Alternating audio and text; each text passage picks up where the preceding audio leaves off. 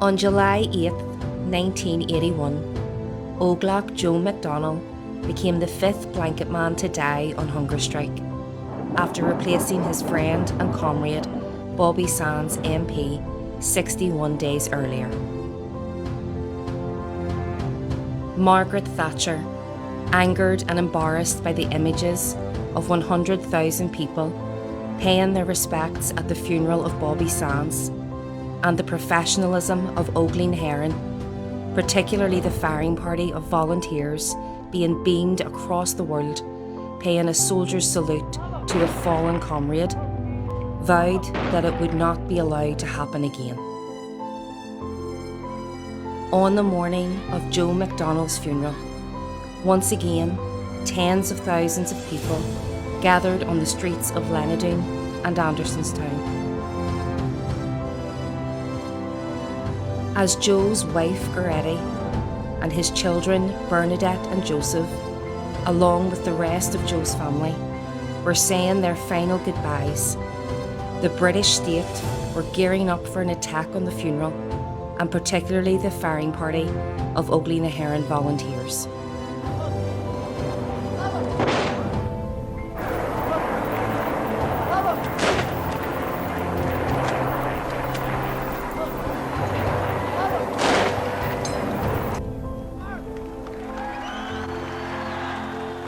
But instead of just watching from the air, this time the army mounted a raid to capture the firing party.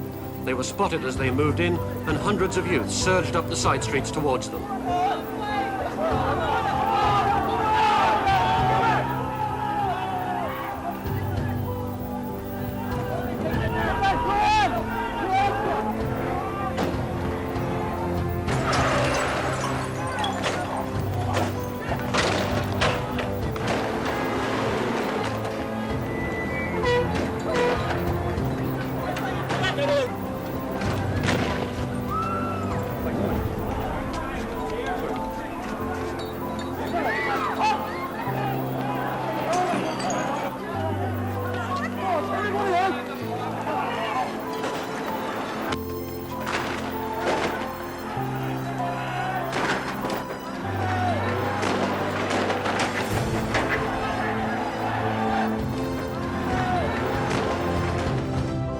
The following talk, 45 years later, is the untold story of that fateful time by three people centrally involved in the funeral of volunteer Joe McDonnell.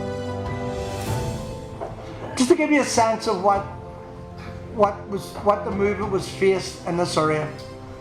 The British Army strength in 1981 was 19,100 troops, with a supplementary backup of 7,000 UDR. Now, of course, they weren't all here, but they were all available to be here.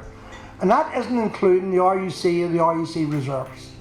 There were something like 19 British Army posts within 1.5 miles of this area.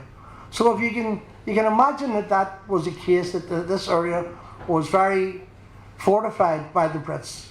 There was a war going on, there was funerals going on, there was sectarian murders going on. All of that was taking place against this background of turmoil, I suppose it could be described as. And that was the environment that the BEB were operating in. Now, without being patronising, we're talking about 45 years ago. The people who were running the BEB, organising different parts of the BEB, were quite young men. And it was a very, very daunting experience to have so much responsibility placed upon your shoulders. So last night, when I was getting ready for this thing, and I was trying to encapsulate what those days were like, what the 81 and the 80 hunger strike, how could you convey to youth people here what it was like? And by chance, my granddaughter was reading a book, and the first quote in the book, and it was A Tale of Two Cities, the first quote was, "It was the worst of times and it was the best of times." And there can be no doubt that the worst of times was, of course, the hunger strikers down and anybody else who was in around that period down. But it was also the best of times because it brought the best out of all of us.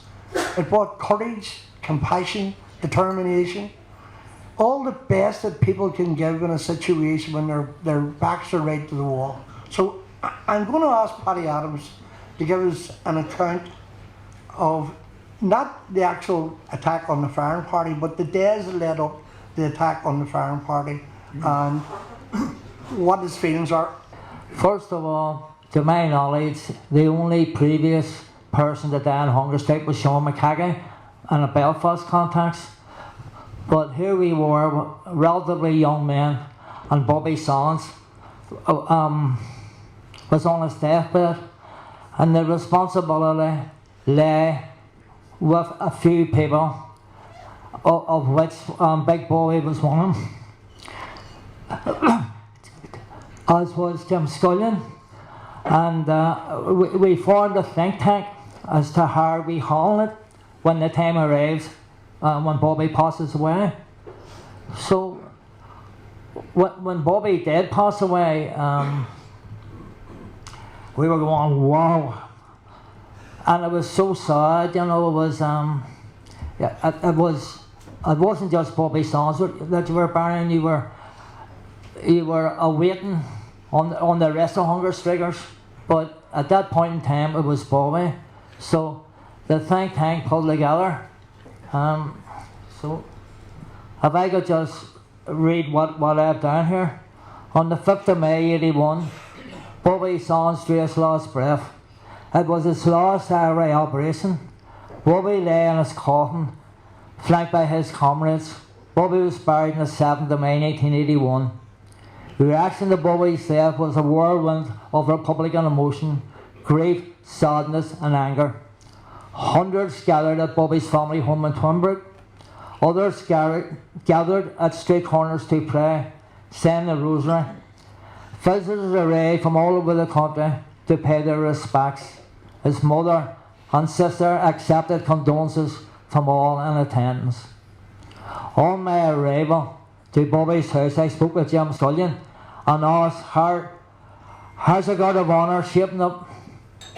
Jim then presented the volunteers in their attire, had them drilled to perfection in the front of the Sands home. As I stood by the coffin, I was overwhelmed and found myself kissing Bobby on the forehead and shed a few tears. Belfast was like a wake house for Republicans and Nationalists. The plan for Bobby's funeral was kicking in. You can probably find some of this is quite emotional, I'm sure, for the family, but some for the speakers. So, Shawnee Simpson, at Bobby's funeral, I'm told that you were told to get ready for in the event of Joe passing, that you would be in the firing party. Is that true? That's right, Joe. It was such an honour to be given this task to be part of the firing party. When I was approached to do this, you're not told what you were told. You were told to go to a house, like we're all told to do.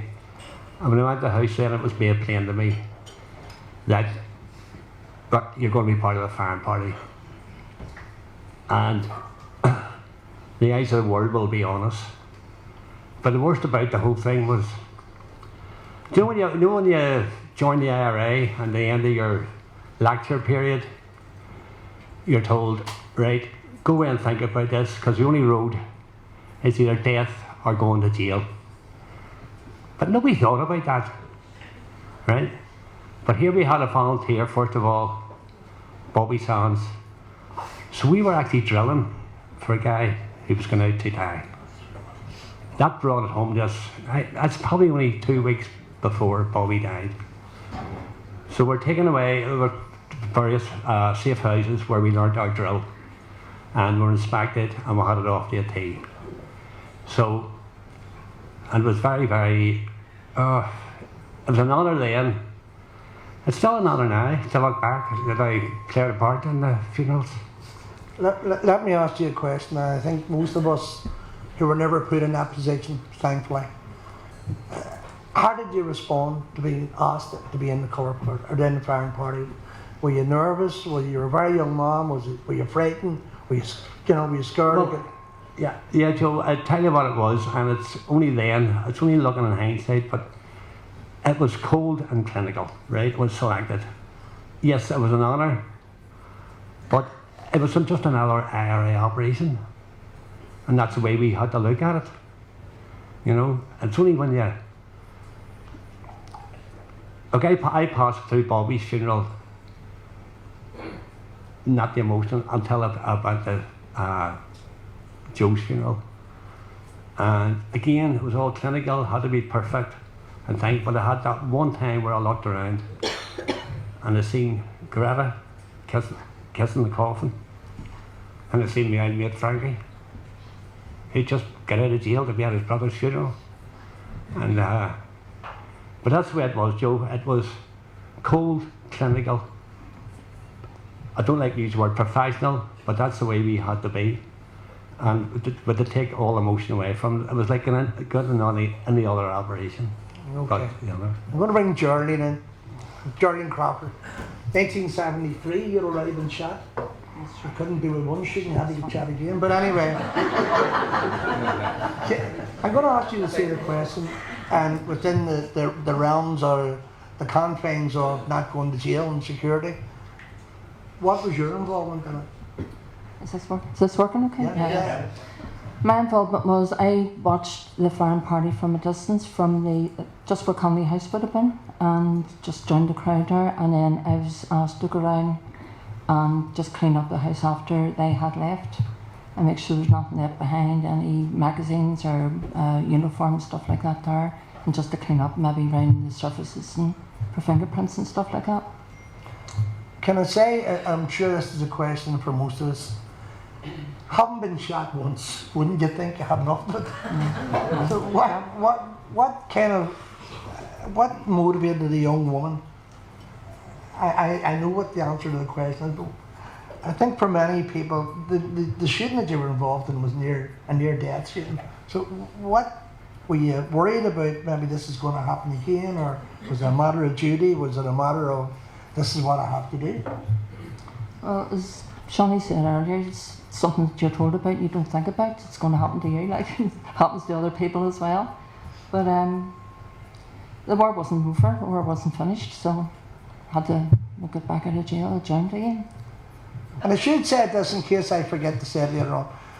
Part of the firing party at Joe's was Peter Rooney, who's since passed away, and Mickey Brady was also not part of the firing party, but he was part of the, if you can get this, he was part of the firing party. So, Paddy, over to you again. We wanted to have the firing party in London, but London was swamped with Brits, and it became that it wasn't viable.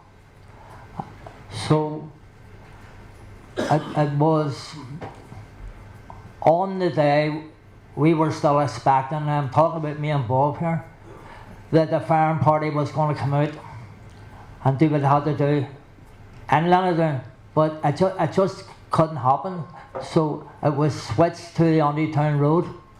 In Maggie Thatcher's memoirs, she talks about Bobby's funeral, and she talks about the spectacular state of this organisation that was, remember, Thatcher was saying the IRA are finished. This is the IRA's last card. We've got them on the run. All those terms were all been used by the British government. The spectacular sight of thousands, at least 60,000 people attending the funeral of the IRA in the middle of this ring of forts, been able to pull off a military operation like the one that was done for Bobby. She kicked a tray of tape somebody brought into the room in anger at what she saw. So if you think about it, it was clear that the Brits were going to do whatever they could do to try and disrupt Joe's funeral. So Okay, so we're still with Bobby here, just to conclude on it, because without explaining Bobby's takes us into Joe's, and a lot of what was dealt with at Bobby's funeral, we were going to do the same with Joe's. For example, the Guard of Honour, that was a Guard of Honour for Bobby, was also the same volunteers that would be the Guard of Honour for Joe. We had thought about moving the actual firing party from Bobby's and using it for Joe's. But first of all, one of the lads, you see, you can go off on a tangent here very easy, but one of the lads that was on the firing party for Bobby had been arrested and charged after Bobby Sands' funeral with a different operation he was captured on. And well, I'm just saying that the lad that had the responsibility for looking after the weapons at Bobby's funeral, we lost him as well on an operation. So you had the ongoing thing of the BB trying to survive, if you like, and be capable and ready to, after Bobby's funeral, to move into Joe's. So all them things were happening. Part of the difficulty, or not the difficulty, part of the problem was that Republicans' heads were dropping. We had just come out of the first hunger strike, now, and then we come into the second hunger strike, and now the leader, the lad who was the OC of the first hunger strike, was had now led the second hunger strike. Joe McDonnell took Bobby's place to be next in line to go on hunger strike, which he did. There is a history of Joe and Bobby. Both of them were caught on the same operation. When Bobby asked Big, who's going to take my place, on the hunger strike, Big told him Joe. So that was Bobby, peace of mind. And I want you to return to this, because it's a very important point that I don't know how, apart from the families, but it must have been devastated to be told your son or your husband or your brother or whatever it may be is about to embark on a hunger strike. Belfast, many people are too young to remember, but Belfast was in fact a military camp. Raids were taking place, the Loyalists were active, the RUC were active. You couldn't walk in the street, you were getting harassed. And for many people, as Paddy says, the Belfast experience, people had their heads down. The escape from the Crumb lifted that. So do you want to talk about that, Peter? On the 10th of June, so May, we come out of May, we were actually delighted. It was heartwarming to see so many people at Bobby's funeral. It gave us a lift, but yet it was so sad because we were now waiting on Joe. In between times, the BB was in contact with our people who had been captured on the Upton Road after his shootout, and the SAS captain had been shot dead. The boys that become known as the M60 squad were captured. They were in the Crumb, but as May drifted into June, we were working on the basis that we were taking them out of the Crumb. Or the lads in the Crumb were taking themselves out. Equipment that made it possible for the boys to escape found its way into the Crumb. And then on the 10th of June, the boys escaped from the Crumb. They shot their way out, and there was 8 men landed in the heart of West Belfast, a free man, and then that just lifted the morale of the blanket men. It lifted the morale of the hunger strikers. It lifted morale of everybody. But the next day after the escape, we had 8 men to look after the bullet, to keep out of the hands of the enemy. And the Brits, they were raiding houses in Black in all different parts of the town. So our people were on a high, but we couldn't wait to get them across the border. And but before we knew it, they were away. The Brits actually surrounded a house I was in, and they said to me, "We've caught your men." So I wasn't too amused about that, but then they just walked away. But you see, when the boys escaped, I was on the Falls Road with wee Curly House, and the same Brits had set a roadblock up, Coldstream guards over. So I said to Carly, I'm away over here. And I went over to the guy that said to me that your men have been captured. I said to him, my men have just escaped.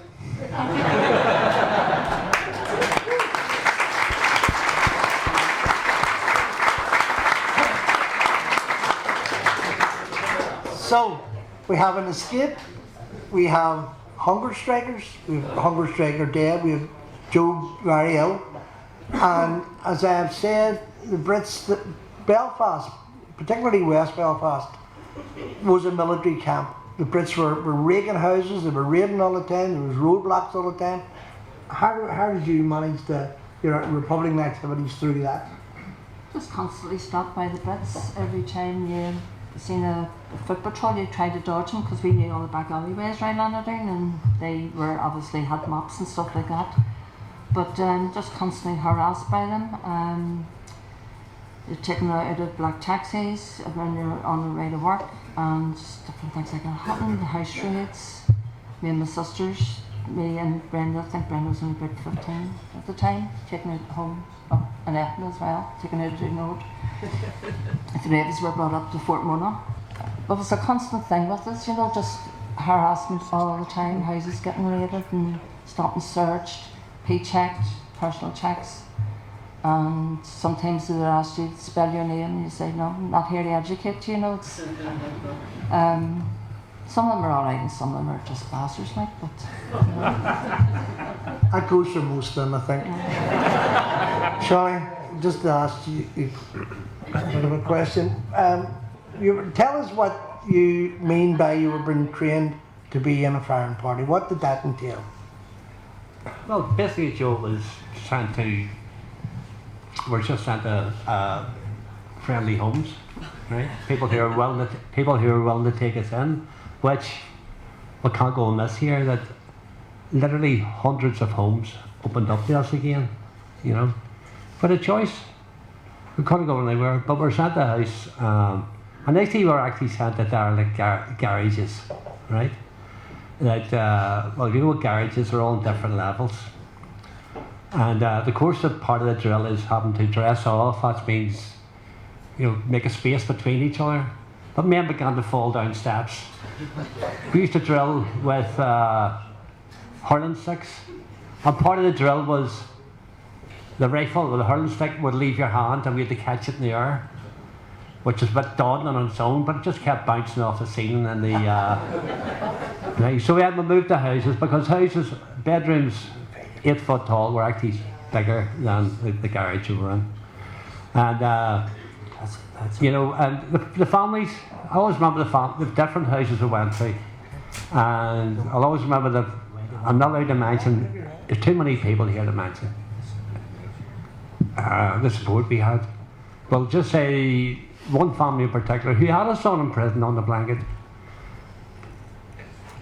literally had this big giant teapot, and it was always on the boil for us, and a big pot of stew, right?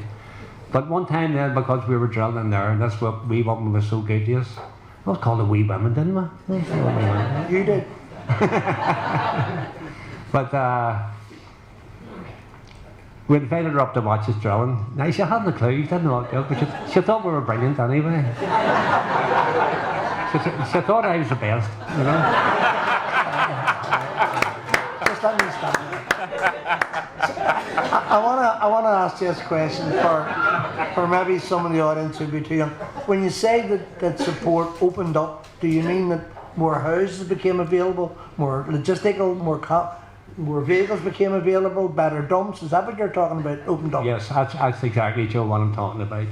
We came almost to Joe's funeral, so Paddy, do you want to take us up from there? Yeah.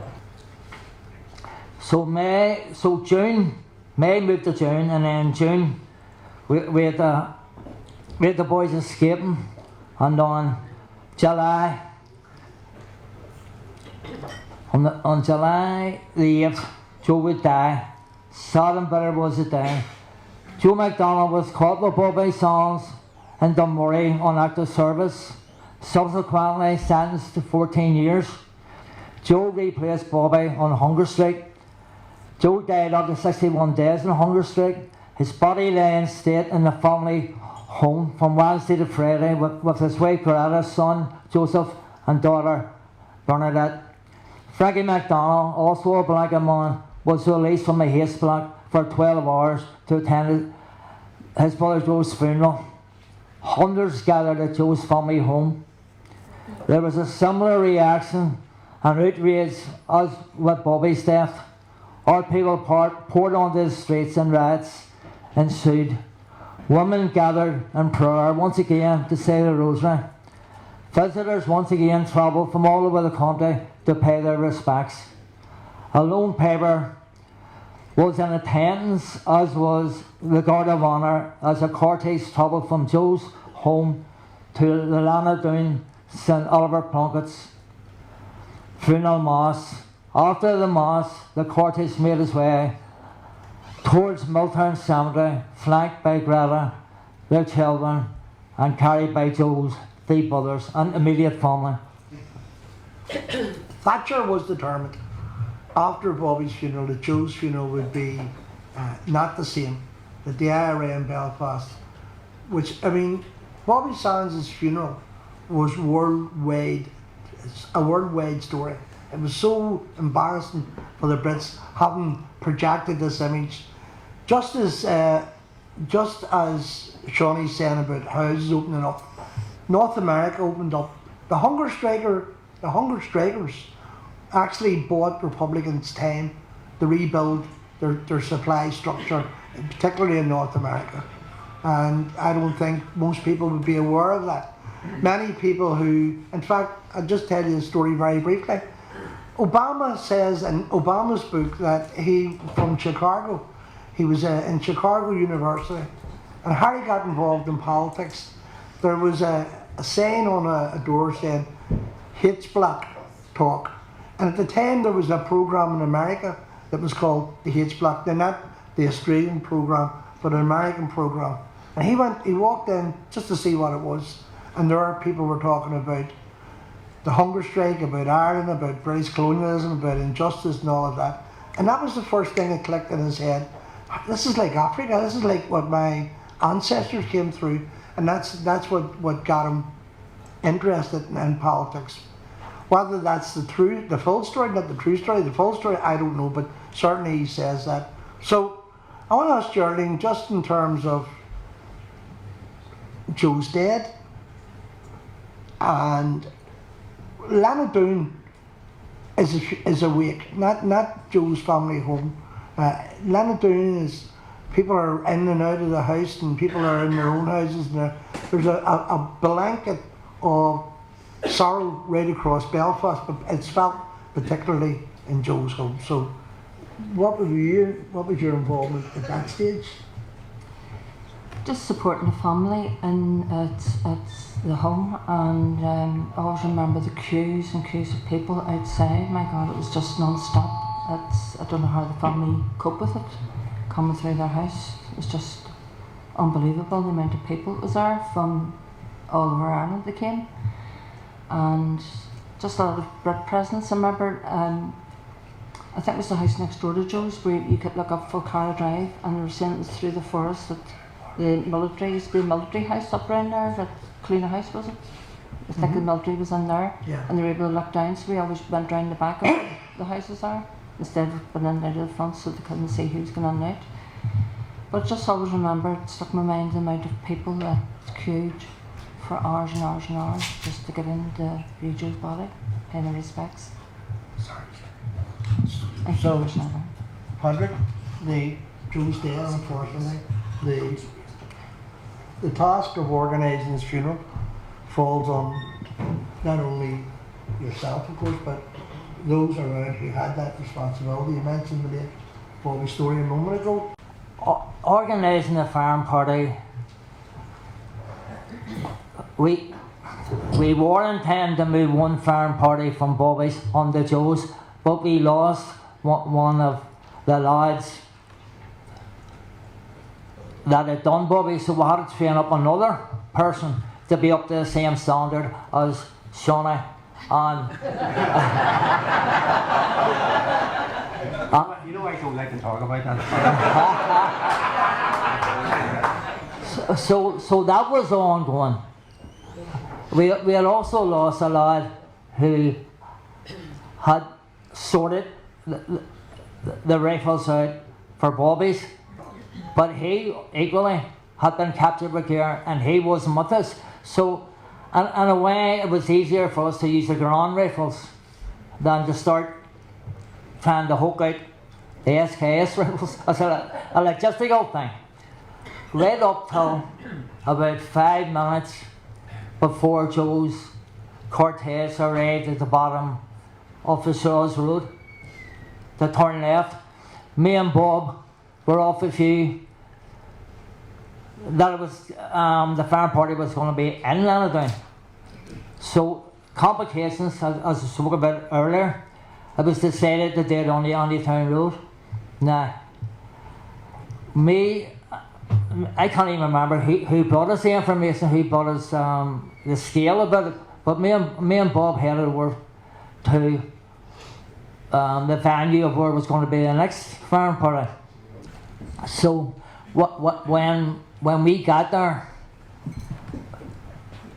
the first instinct that I had was that the boys have come out too soon, the farm party's out too soon. The crowd was too thin on the ground.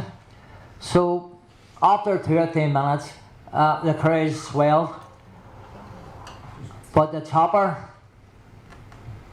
had picked us up, or picked up the farm party. So there was obvious dangers. And decisions. What happened was that the farm party fired their salute, and they done it very professionally. It would have been any army would have been proud of the ability and how they conducted themselves, especially when they were firing. The chopper was up above them, so they knew that there was difficulties, and we knew.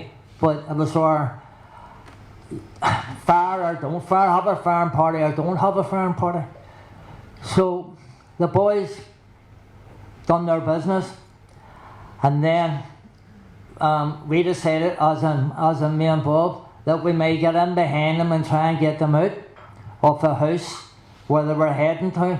Now, at that stage, as I say, they done their business, they done it very professionally, and then they were heading up through the backs. At that stage, myself and Mickey Brady went up behind them, trying to get them, usher them into the house, and then get them out of the house, get their weapons away, get them away. But there was a guy by the name of Gilmore Brown. He was a sergeant in the RUC. He was in the helicopter, and he was transmitting to the Brits on the ground who had taken up positions, say in Coram Ring, Slieve Gallion, streets that weren't too far from St. Angus Drive. He had binoculars, high-powered binoculars. He had an ordnance survey map, and from the helicopter he was able to see the row of houses where the boys were getting into. They had went in through the back gardens, but he was able to pinpoint it through the ordnance survey map. He was able to pinpoint the number on the door. So as the boys got into the house and 20 St. Angus Drive, he had already transmitted to vehicles that were parked as far away as Coonassilla to hit 20 St. Angus Drive. Let me stop you there. I'm sorry. Catch your breath. So you're getting in with the firing party. So what? As Paddy said, they were turned through the back gardens and went to 20 St. Angus Drive. There was another 2 people in the house that hasn't been mentioned yet, but I can now. It's Sarah Joe McGuire and Linda Quigley. But initially we're all in the living room, right, breaking down the weapons, Dismantling the weapons, yes. Yep, Okay. dismantling the weapons, trying to remove uniforms, and the peeler. It's like everybody look around at once, and there's the Brits outside the house. You know, Sorry to interrupt you. I'm trying to get. Were they outside on foot? Were they outside in? No, jeeps pulled up along the street, but one of them was right outside the house, right outside the path, right out the front window. It's only a small garden. They were literally just less than 10 yards away. And it was like, again, no orders were given. It was, let's get out of here. Let's try and salvage something here. Let's get away. Again, this all happened in like in seconds.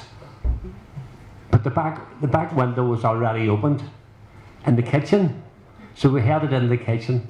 This type of house had a side door, not a back door, which was locked, right? This is what happened anyway, from far as I can remember, right? Maggie really jumped out the window, and it looked like it was all clear. But there's a Brit, from what I can remember, at the corner of the house, and he literally nabbed Mickey right away. Again, this is all happening in seconds.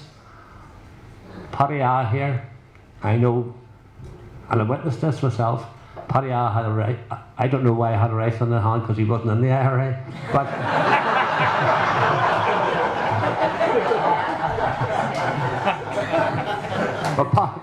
Paddy proceeded to get out the window next. And at that there, again, this is all happening in like seconds. And the Brits seemed to come from another part of the garden, like the next door up, at the back garden. And as Paddy's getting out, Paddy still had the rifle in his hand. This is really strange things go through your head at this stage. But Paddy was shot, right? That'll do. Just let Paddy talk about Paddy getting shot. Don't you be burning the pain for him. So the house is captured, effectively captured. Brits outside, trying to get inside, at the back and front. Outside, for any of us who were there and who can remember, the Moors began to realise there was something wrong, and they moved towards where the Brits were. Now, I happened to be there with Richard Macaulay, Martin's brother. I seen women coming out of the chapel, attacking soldiers who had rifles, in one particular case, two quite respectable women, beating them over the head with handbags. He had the lanyard of the rifle around his neck, he nearly got choked. I seen two young lads, that lad there's age, disarming an RUC guy from a side weapon, which I think the IRA captured. I'm not actually sure of that, but they removed the weapon from the RUC man. So there was pandemonium. Mickey Brady is in the house, or was in the house, and had escaped. It has to be said that there were in the vicinity IRA volunteers who escaped. So we'll just let it stay like that. They escaped. So it wasn't a complete victory from the Brits. So Paddy, you talk about. Well, so Mickey climbed out the window, and he shouted back in, "The back's clear." So at that I said to the lads, "Right lads, move." So I've been younger and fitter and bounced up on top of the sink unit, had a ground with my rifle, put it on the windowsill and jumped out the window. And there was Mickey, just caught him on my left, the Brits had him, and he was saying, "Sorry." But again, about decisions, I had the rifle just like that, across my legs, and I looked down the garden. It was about 20 feet, and I couldn't see any Brits. So, but I couldn't see a way out. And then I heard these Brits coming up to my right at the entry. So here's me, right? I'm going that way.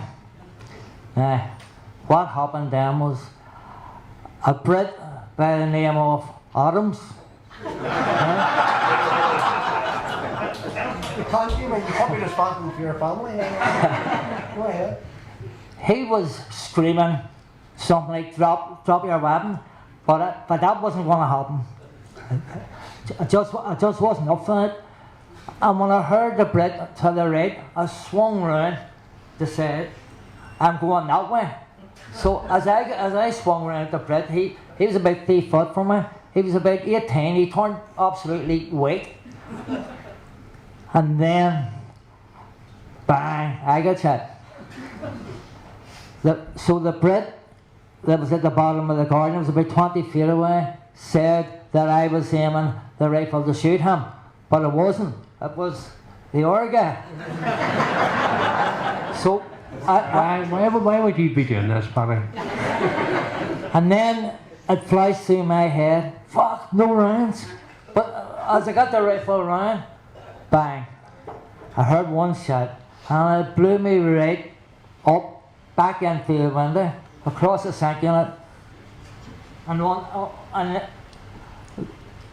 I landed on the small of my back with my 2 legs up like that. And when I looked over, there was this rifle on the windowsill. And I said, holy fuck. And I had a pair of gloves, and no way you see it in the cowboy pictures, having slow motion, and it is as well. And next thing is, I'm now small on my back, legs up like that. Don't ask me why, but I wiggled my toes, and I wiggled, so I was able to get off my legs now. And at that stage, I got my gloves to say, rifle's nothing to do with me, and I tried to throw them away, throw the gloves away. But even the gloves was slow motion, going through the air. And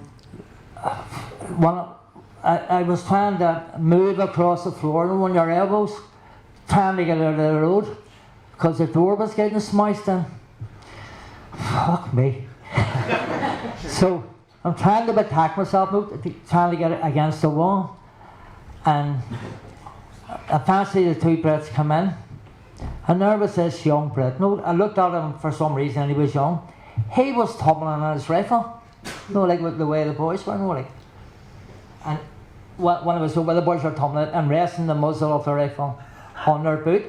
But this clown, he was tumbling the rifle. He had his hand on the butt of the rifle and his other hand on the furniture, and he just smashed it into me. He hit me in the groin twice before I could get over, trying to attack myself. He smashed it into me, and then he walked around and he smashed my back in with the butt of the rifle. And I heard speak, fuck mama. Just stop you there. I'm going to let Jordan and give you a break. So, the Brits are in the house, the people in the house are captured, including Jordan. So, was that your experience? Did they come in and top you, or?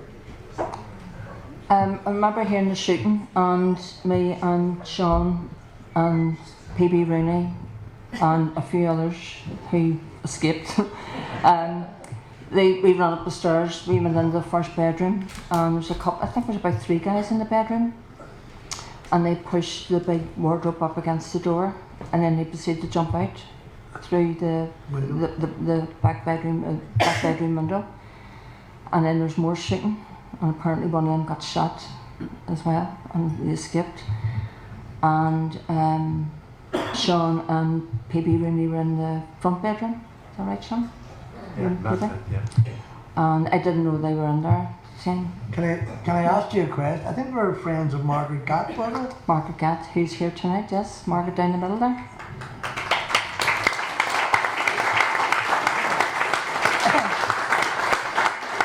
It was Margaret's mother's house. You may be interested in compensation and your integrity, but I believe that the following. See, the Brits were firing wildly in the house, and that confusion.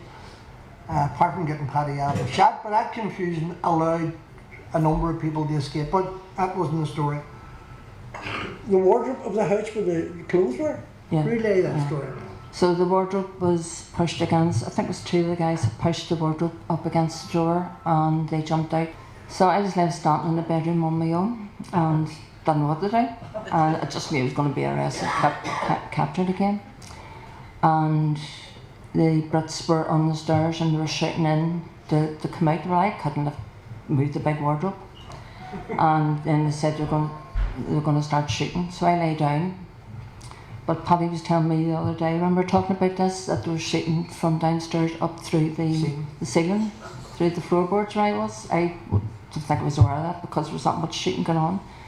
But they riddled the room, and the room was absolutely destroyed, and the plaster was falling down, and I thought it was shot again, and the house was upstairs was absolutely destroyed, and they shouting me they were going to stop shooting to get the wardrobe away, but it must have been adrenaline. I was able to push the wardrobe away, and then I got captured by the hair and trailed down the stairs out to the jeep, out to the street. And on your way to Castlereagh, is that right? Not quite yet. Not quite. So Sean and Peter Rooney they were in the back of the jeep already. They surrendered first, he said.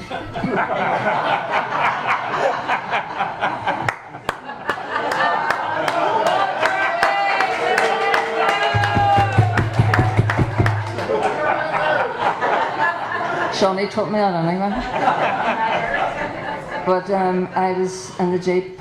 Vicky Brady was there as well, and then this intelligence officer came, tried to get our names. Thank God he started the other side of the jeep because I had blotted everything out. But he started, nobody would give their names, and nobody would give their names anyway. And then, do you want me to talk about Paddy coming out? No, just yeah. So we're sitting there anyway, and then a riot, as Joe said earlier, the people had started coming up, the mourners from the funeral started coming up St Agnes' Drive, and they started throwing stones, and then they were shouting, get the female out, they were going to bring me out and put me in the front of the jeep.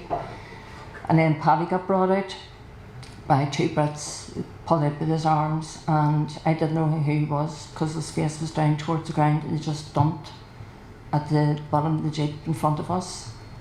And you could see the bullet hole in his back and a big footmark where they had pushed him over. Paddy was saying earlier that he was attended by a nurse. I don't remember that. It must have been when you were maybe up at the house or something, Paddy, but I don't remember seeing that nurse coming to you. Yeah. So after the Brits were smashing into my back with a buzz of the rifle, he was screaming, "You Fenian fucker, you're down." And I was taken back by it because this wee Brit was about 19. I was wondering myself where he heard that from. But I sort of my head started to hit the ground, and I was bleeding very heavily. But then I remembered from an old veteran said to me, always keep your eyes open. So the wee voice was saying to you, keep your eyes open, get your head off the ground. But at that stage, one Brit was firing out the window, and the other Brit was firing up to the ceiling towards Jordan and the lads, and the shells were hitting me, and the smell that occurred out in the room was desperate. So after a while, that ceased, and then the whole house was quiet, and I was lying on my own, and I was fighting a battle. Keep your eyes open, you're good, you'll be alright. But you wanted me to scream before he left, what's your name? Here's me, such a fucking yarn. I'm not telling him my name now, I'll never survive it. So they come back in after a period of time, I can't say when, but I was finding it harder and harder to stay awake. But they trailed me out by the legs, and I was bumping all over the place, and the Sterling said they threw me down at the jeep, and then and they were still saying to me, what's your name? But you know, you get stubborn and you get proud and everything else, but I still wasn't up for telling it. But I knew that I had to get to the hospital. Out of the blue came this girl called Peggy, and she knelt down beside me and says, you need to give him your name, you're badly wounded, you need to go to the hospital. And I says, no. So she says, I'm telling them, and here's me, thank fuck.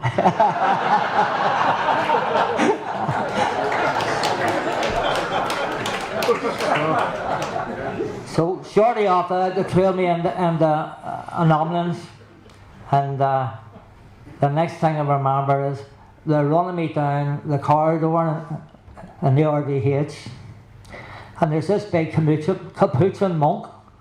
And the reason how I knew it, because one used to visit us during the internment, that was a capuchin monk, no big, and he was running alongside, giving me the last rites and hitting me back off. So they wheeled me into the theatre, and then that's all I remember of that part of it. Okay, sorry. So, are you still in the house at this stage, or have you been taken out? He surrendered first. I didn't want to say that, but you know, one thing about Republican comrades, they'll never throw you below the bus. They'll throw you in front of the bus, but never below the bus. So No, she's got that completely wrong. I was shouting, you don't want me, you want Patty Adams in the kitchen. Right? Anyway, no. So pandemonium broke out, and me and Pee-Pee headed up into the front bedroom. But on the way up I realised I still had my combat trousers on. Right? Fuck, I couldn't get them off me. Geraldine trailed the trousers off me. keep it clean. I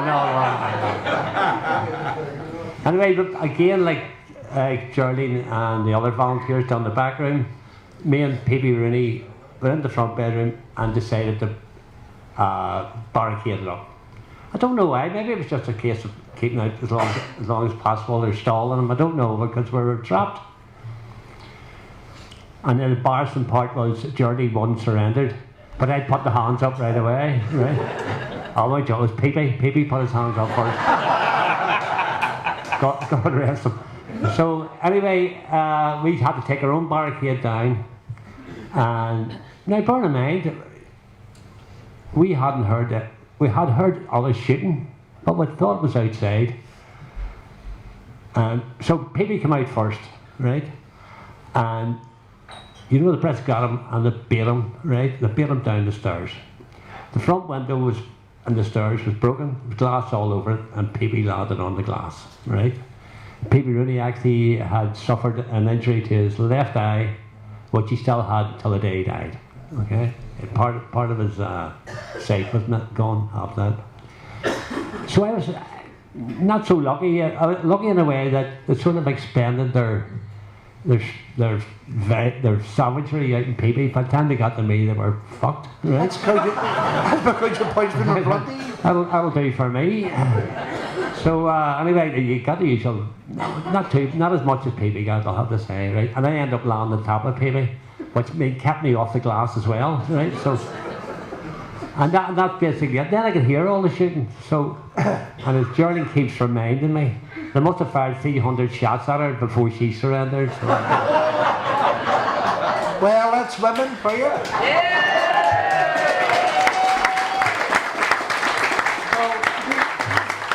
The house is empty. The house is, everybody's either in ambulances or on their way to wherever they're going. Geraldine was brought to Castlereagh. So do you want to talk about your Castlereagh experience? Yeah, so day one, Castlereagh was the 10th of July, and just usual interrogation, wasn't taking part, no engagement with them whatsoever. And all of a sudden they said to me, your father's next door. You could hear all the banging going on next door, and your daddy's getting beat up. And I said, no way, my daddy, man in the 70s, there's no reason for him to be arrested. But apparently he was up in Donegal Celtic, and Donegal Celtic's minibus was going to be used for the, I don't know, for whatever reason, but it was going to be used anyway down around St Agnes's.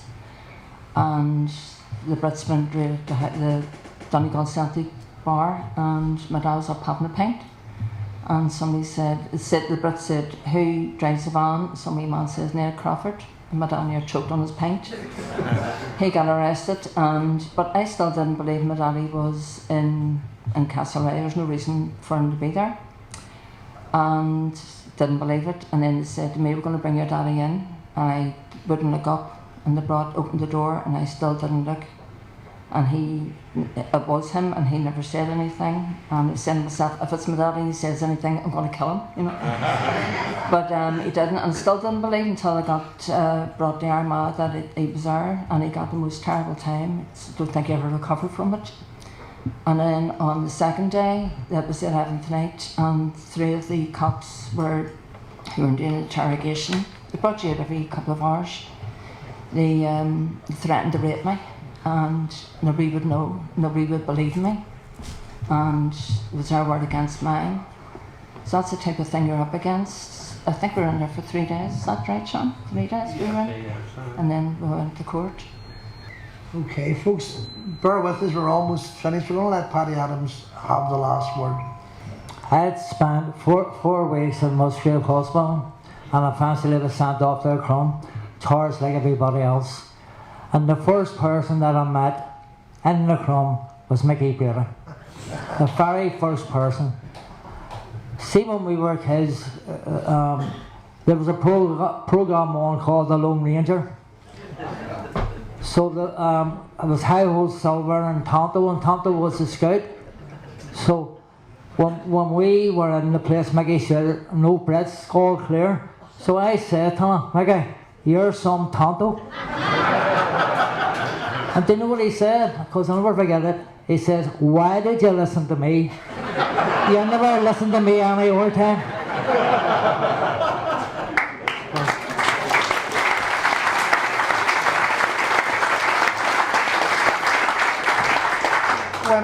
When I began, I'm going to let Dominic wind us up, but when I began, I said to you that the only way I could describe that period, and us as all of us in that period, was it was the best of times and it was the worst of times. And sad for the families and everybody. I wouldn't have changed it for the world. Comradeship, camaraderie, bravery, courage, compassion for others, compassion for families. I was very proud to be a Republican. So, Garamida Mayavan.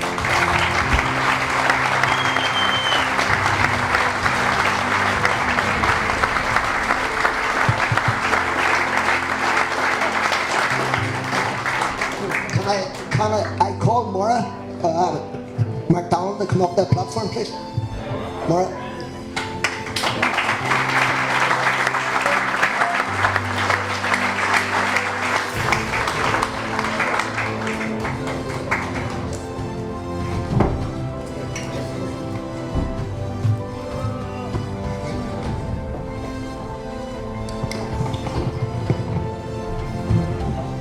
I asked Shirley Simpson to do one thing, and that was to sign this, and he signed the front instead of back.